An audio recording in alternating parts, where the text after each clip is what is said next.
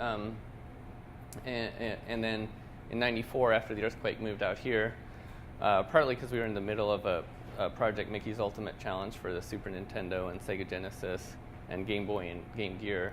And when the 14 freeway collapsed, it was really tough to drive out here. So I ended up staying. I was working with Matt Bozon and Rob Buchanan, who actually we still work with. And they had an apartment together, and so I was sleeping on their couch, and that's when I realized it was Valencia is a nice area. But also, to this day, a lot of our artists have come from Cal Arts. So over the years, they've been a huge resource for us. So that I realize that probably doesn't apply to your business, but if you need artists, they've got some of the best artists, well, certainly in the country and arguably the world. Yeah, especially for animation. So, and one more thing about Santa Clarita.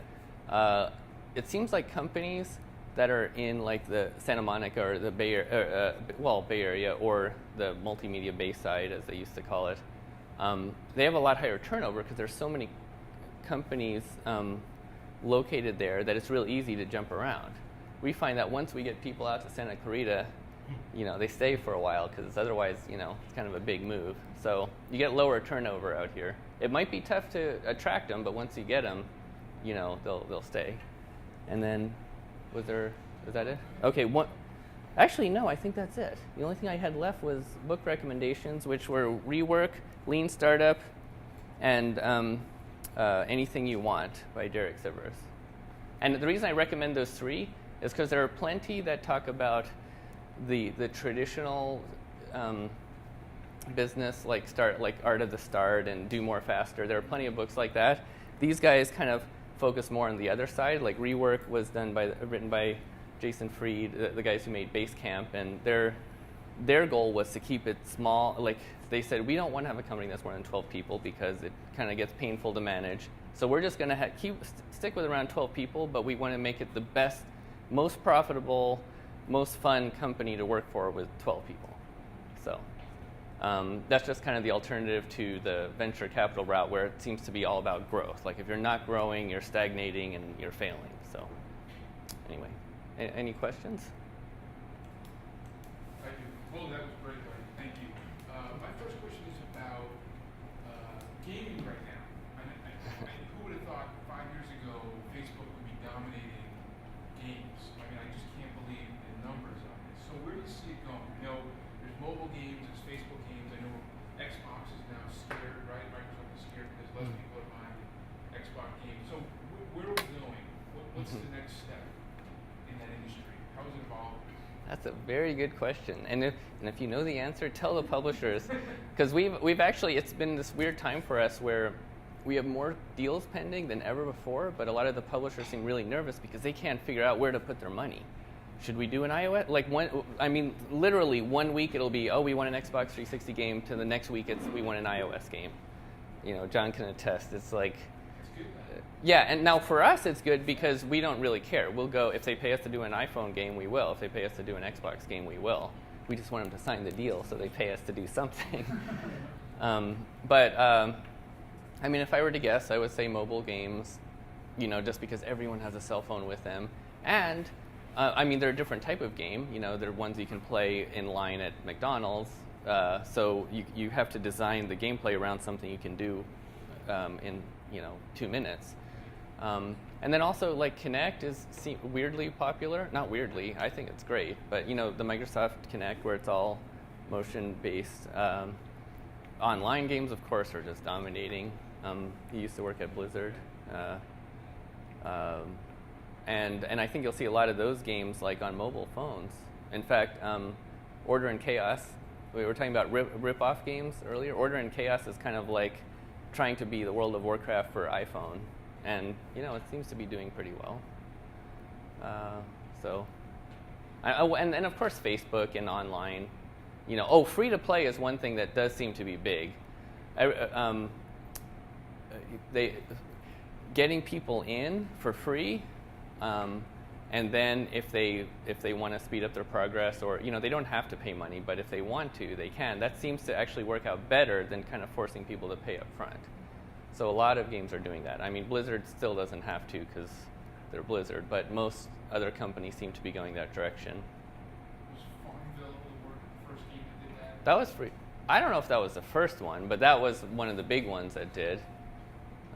And on iPhone, if you look at the top 20 grossing games, there's always Smurf Village or Zynga Poker, Tap Pet Hotel. They're probably 18 of the top 20 highest grossing games are the free to play. So, any other questions? Oh yeah. So your company has probably the most successful game on the Nintendo download platform. Wow, And, you're right. He knows. How do you actually reach the consumer? How do you actually get people to know about your product? Because I've had a much different experience with the Nintendo download platform. Oh, which game did you do? I have a product, it's a music creation product called Rhythm Core Alpha. Oh, okay. And it's in the DSi or 3DS shop. We're actually having some sales down in the 3DS shop. We figured out a secret to that. But on the DSi platform, we'll sell a couple a week. Yeah. Well, DSi is dying. I mean, the same here. Our sales on DSi are just falling off the, How did you reach people? How do you get people to, after the platform, people spent their $10, they got one for free, and then they never looked at the store again. How do you get people to come back to the store and buy your product? I mean, this has been a learning experience for us because we're really not publishers at heart. We don't do any marketing or sales. I mean, we do have a very, very part-time community manager now who kind of posts on our Facebook and Twitter and stuff, and we have a very part-time PR guy, very, very part-time.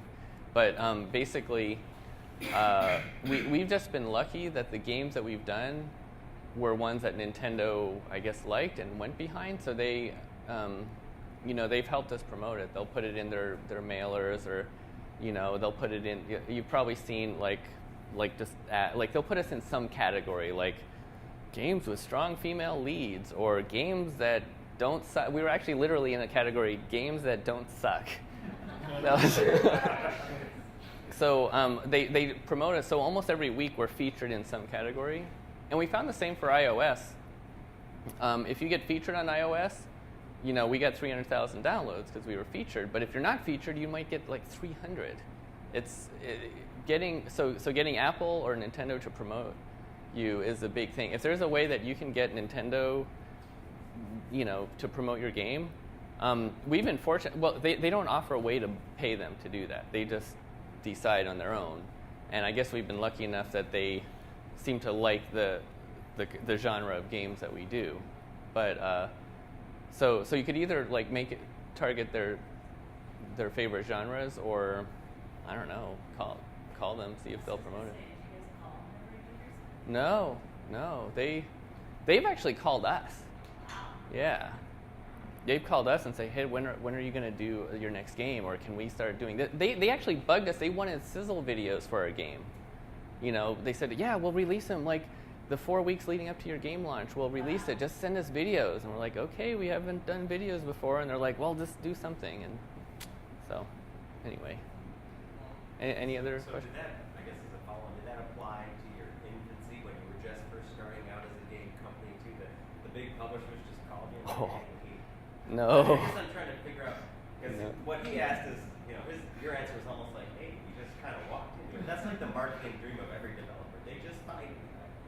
So, yeah. But there must have been True. a point in your infancy where you had to struggle and you did something to get the traction, right? Yeah, I mean, we've been developing for Nintendo platforms since '93, so long time. Wow, 19 years. But no, in our infancy, it was just pulling teeth to get anyone to pay any attention to us. Yeah, I wish I had some good advice there. I think it's the type of game. I think it's the genre. We've been such Nintendo fanboys, especially our creative director, his influences in all of our games. You could name any Nintendo game, and he's played it. He knows, he knows that market better than Nintendo does, I think.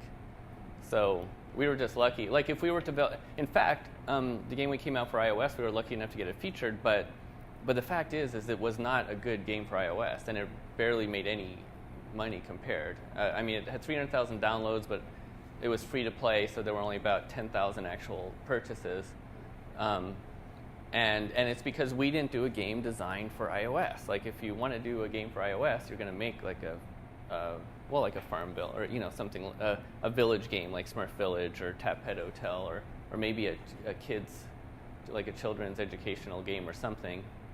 So I think it's knowing the market. We just happen to know Nintendo, but we clearly don't know iOS that well yet. Hopefully we will soon. Oh, and one more thing. PlayStation, we did terrible on. Terrible. So we don't know, I obviously know PlayStation very well. But, I appreciated the comments you're making about hiring. Oh, yeah. Can you tell me a little bit more about how you decide to open a position? What's the criteria for doing that? Is it for smart growth in your company? And then how do you really find that right candidate? Or what are the things you're looking for? Well, most of our opening... That was by internship? Just hiring. Oh, and hiring. Oh, yeah. The question was. Sure everybody can hear that. Okay, I'll repeat it. The question was about how do we figure out what position to open and hire. Fortunately for us, most of our recruiting are either programmers or artists. So we've kind of got that down. We have a programmer's test. Anyone who applies, we send them the programmer's test. We've been doing it for so long. We have 25, 30 programmers on staff. So it's much easier for us to hire programmers. Same with artists. They send their portfolio. We've got a lot of artists who can evaluate.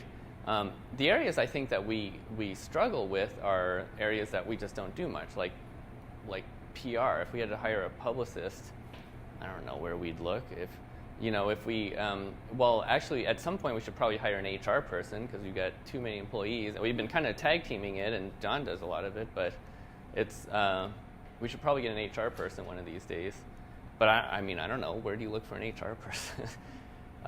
So I know that's probably not very helpful, but if you hire a lot of the same types, like what kind of people are you looking for? Lots of variety. But yes, so if you're not a programmer, hiring programmers is harder. That's true.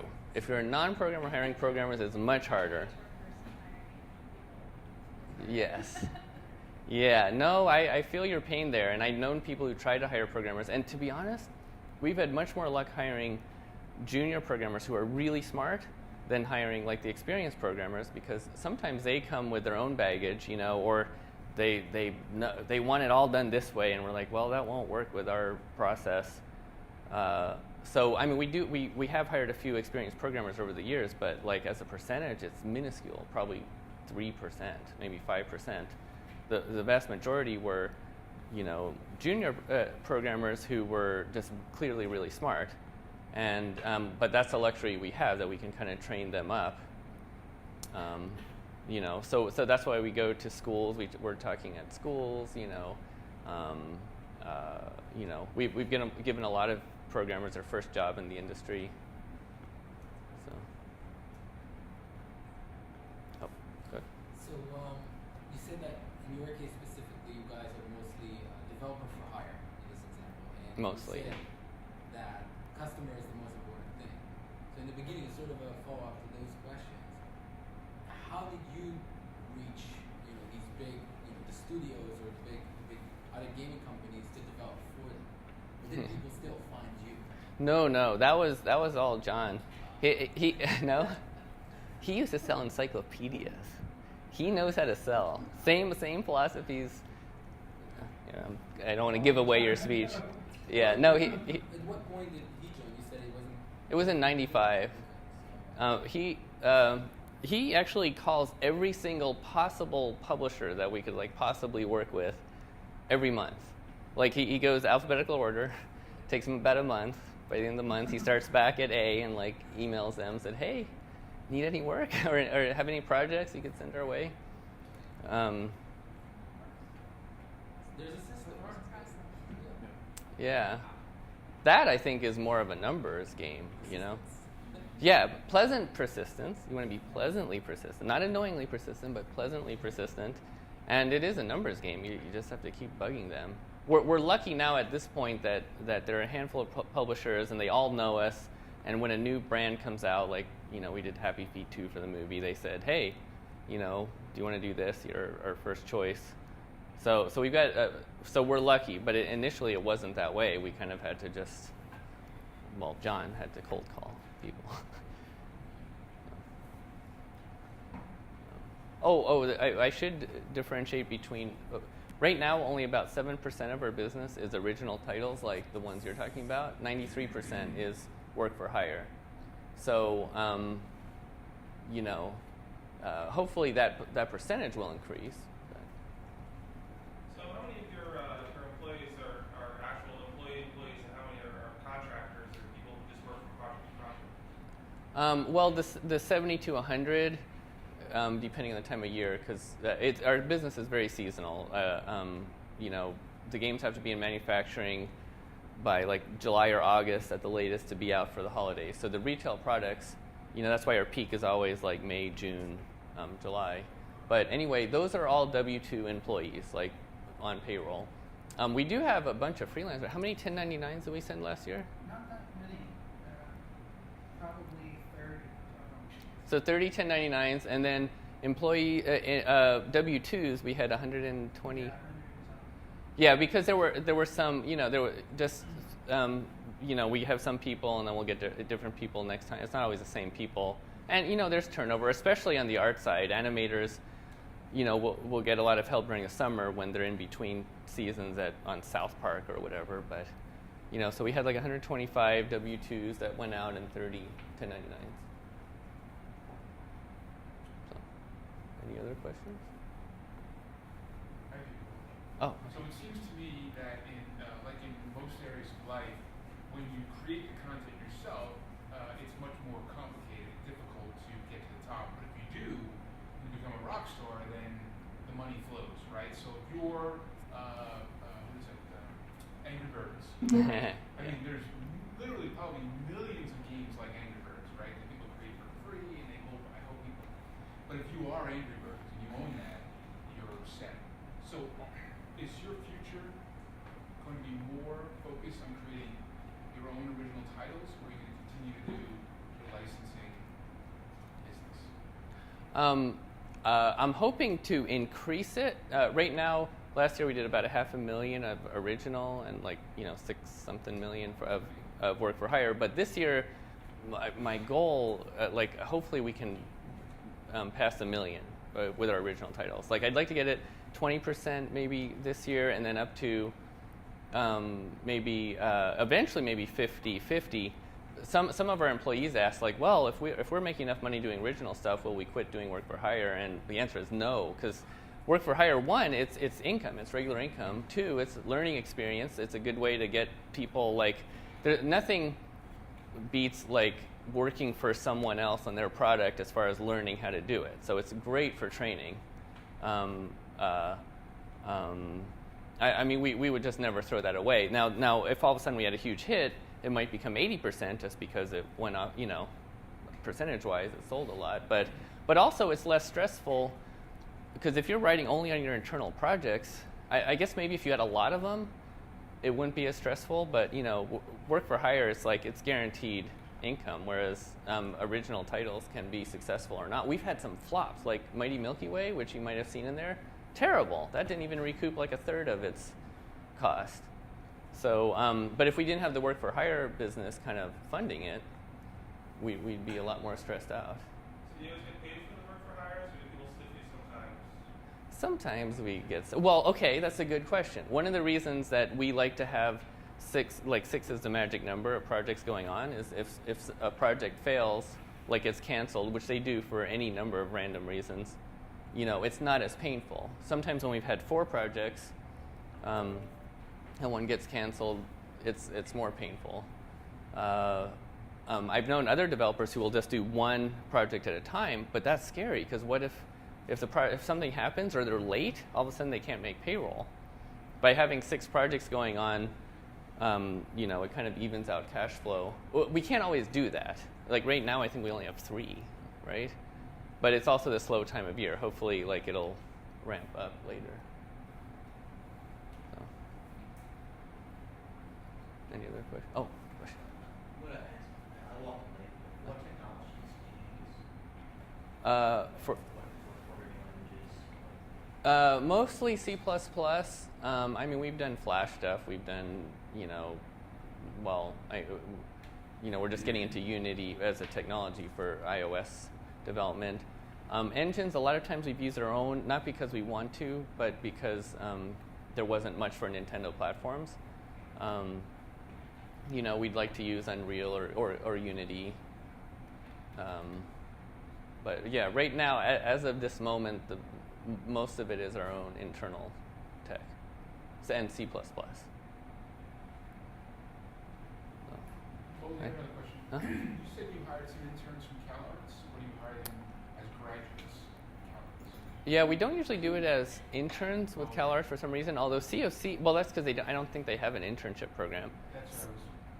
Yeah, COC, we've had a lot of interns, and actually, I think we've hired, we probably had maybe 10, 12 over the years. Not a lot, but but I think we've hired probably 11 of them, afterwards. So, and quite a few are still working with us. So internship programs are good. Oh, that's another recruiting thing. COC had their game programming club, and so I would go there. I think it's been kind of stagnating lately, but the great thing about clubs, even better than finding promising students, is clubs are the students that are so passionate that they're spending their spare time doing this club. So at one point, there were 7 people in the club, and 5 of them were employed by us. So yeah, clubs. So how do you, I guess, when companies are starting off and you can't afford to pay anybody, how do you get people to actually do any work? Wow. Well, okay. The two ways I would think of it is if your idea is great enough and you have enough people who see that, then maybe they'll contribute their time. But short of that, you could try to take on a work for hire project and then hire them to do it. But then it becomes again selling, like finding the customer. Once you find a customer, then you can hire them, right? Because you have money to pay them. If you're just trying to pay out of your own pocket, that's kind of